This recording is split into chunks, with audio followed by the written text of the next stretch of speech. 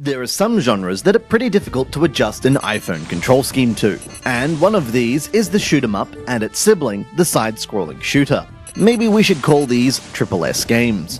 The biggest challenges are moving your craft without your finger obscuring vision, and how to tackle the design of shooting enemies from your craft.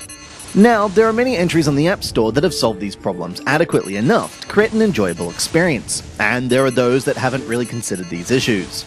Jam, Jets, Aliens, Missiles is somewhere in the middle. To be honest, the control scheme is very well thought out and has a lot of potential for fast-paced and action-filled gameplay. Your craft can only move up and down, and there is a section of the screen on the left between the craft and the edge of your iPhone to place your finger, so you're not covering up any visual information that could lead to your destruction.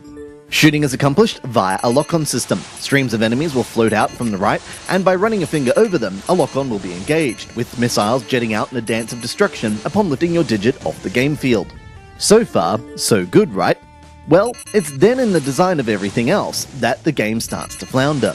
To begin with, the first level contains rows of enemies that are too large for your lock-on system to take out, having to either let the tail end of these rows go, or quickly let out another batch of missiles. Both solutions feel clunky, and this is exacerbated by the lock-on system itself not having the best recognition rate when you're passing fingers over enemies. This kind of game-based choice, when your weapons are not sufficient enough for the onslaught, is definitely something that can be rewarding when tackled later on in a game like this, but to begin with these choices is unfortunate. The trick lies in that your lock-on quota can be upgraded in the shop, along with new guns and ships, but the currency orbs are collected from enemies or via in-app purchase. That, combined with the prices, makes it look like designed towards monetization rather than a balanced game. With the levels being rather sparse visually and no music to speak of, it's like the game was released too early, as there's still a lot of balancing and presentation work to be done. Perhaps the game just rubbed us the wrong way, but it's hard to see anyone but the biggest shooter fans sticking around for the long haul and reaping any rewards that are buried within.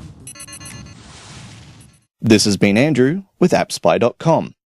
We review, you decide.